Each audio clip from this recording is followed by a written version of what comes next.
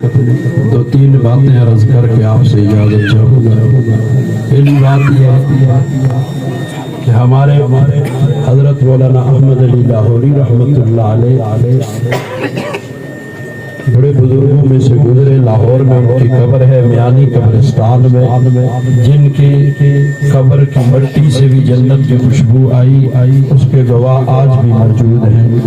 ان کی ایک بات عرض کیے دیکھو، حضرت فرماتے میں اگر ریلوے اسٹیشن پر ہوں اور ریل گاڑی میں سوار ہونا چاہتا ہوں اور ریل گاڑی اپنا تیسرا ہارن بجا چکی ہو اور میرا ایک پاؤں ٹرین کی سیڑھی پر ہو، پائیدان پر ہو، اور دوسرا پلیٹ فارم پر ہو، کوئی شخص آ جائے اور مجھے کہے کہ احمد علی مجھے اللہ کا قرآن سمجھا دو، تو میں دوسرا پاؤں ٹرین میں اور اس سیڑھی اور پائیدان پہ اس وقت رکھوں گا جب تک اسے پورا قرآن نہ سمجھا دوں۔ اب اگر مختصر کریں تو تین جملے ہیں، کھولیں تو پورا قرآن مجید۔ انہوں نے فرمایا عبادت اللہ کی اور اطاعت رسول اللہ کی اور خدمت مخلوق اللہ کی۔ عبادت اللہ کی آپ سارے جانتے ہیں، مسلمان الحمدللہ۔ اطاعت رسول اللہ کی وہ بھی آپ جانتے ہیں۔ خدمت پہ ایک بات عرض کیے دیکھو، خدمت کے انداز مختلف ہے، میدان بھی مختلف ہے۔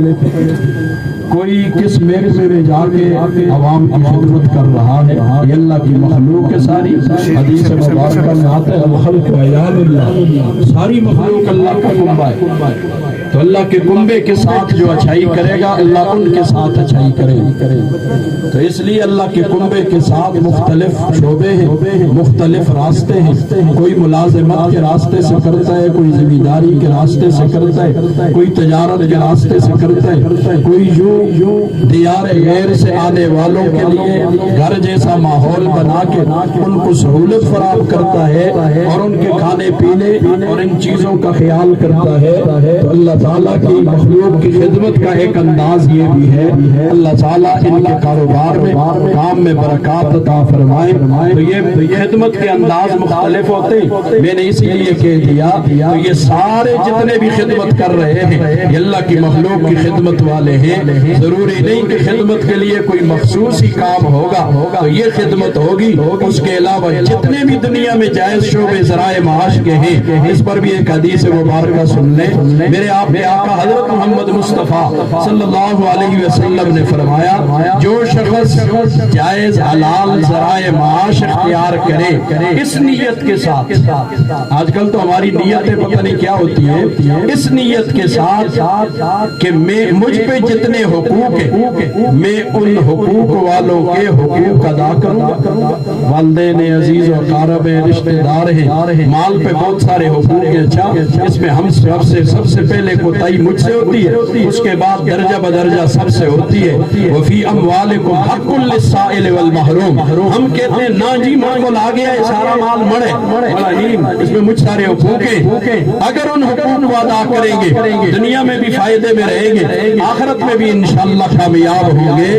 تو فرمایا مجھ پہ جن کے حقوق ہیں میں ذریعہ معاش اس لیے اختیار کرتا ہوں، تجارت کرتا ہوں، کاروبار کرتا ہوں، نوکری کرتا ہوں، زراعت کرتا ہوں، جو بھی ذریعہ جائز معاش ہے اسے اختیار کرتا ہوں۔ یہ چند نیتیں تین اپنے ذہن میں رکھنا۔ پہلی بات یہ کہ مجھ پہ جتنے حقوق ہیں جن کا حق ہے میں ان کے حقوق ادا کروں گا، اس لیے میں ذریعہ معاش اختیار کر رہا ہوں۔ نمبر دو کہ گداگری اور سوال اور مانگنا حرام ہے، تاکہ میں اس حرام کی ذلت سے اپنے آپ کو بچا لوں، میں اس لیے ذریعہ معاش اختیار کر رہا ہوں۔ اور نمبر تین میں اپنے پڑوسیوں کے ساتھ اچھا سلوک کروں گا۔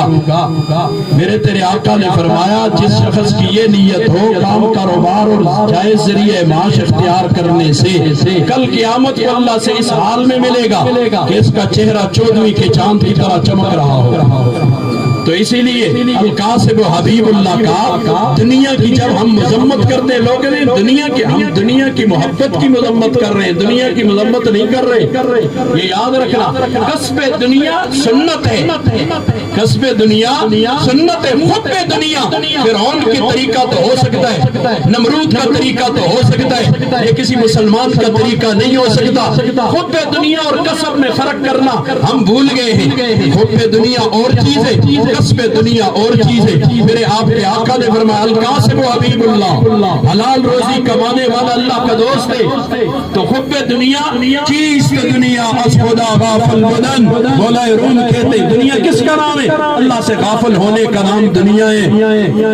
اگر کوئی بادشاہ کی کرسی پہ بیٹھ کے اللہ سے غافل ہے وہ دنیا دار ہے، اور بادشاہ کی کرسی پہ بیٹھ کے اللہ کو نہیں بھولا وہ دنیا دار نہیں ہے، دیندار ہے، وہ اللہ والا ہے۔ ایسے بہت سارے بادشاہ گزرے، بیٹھے تو بادشاہ کی کرسی پہ تھے لیکن اللہ کو بھولے نہیں ہیں، بڑے بڑے نام ہیں۔ تاری امت مسلمہ کی تاریخ اٹھا کے دیکھو، ان میں ایسے ایسے بادشاہ گزرے، اور اگر فقیر ہے منگتا ہے لوگوں سے مانگ رہا ہے، اللہ کس کو بھولا ہوا ہے؟ یہ دنیا دار ہے، یہ دیندار نہیں ہے۔ بظاہر اس کے پھٹے پرانے کپڑے لیکن یہ دیندار نہیں ہے، یہ دنیا دار ہے، اس لیے کہ یہ اللہ کو بھول گیا ہے۔ جو اللہ کو بھول جائے وہ دیندار نہیں ہو سکتا، وہ دنیا دار ہوگا۔ سب اللہ کی نعمتیں پاس ہوں پھر بھی اللہ کو یاد رکھے تو یہ دیندار ہوتا ہے۔ تو فرمایا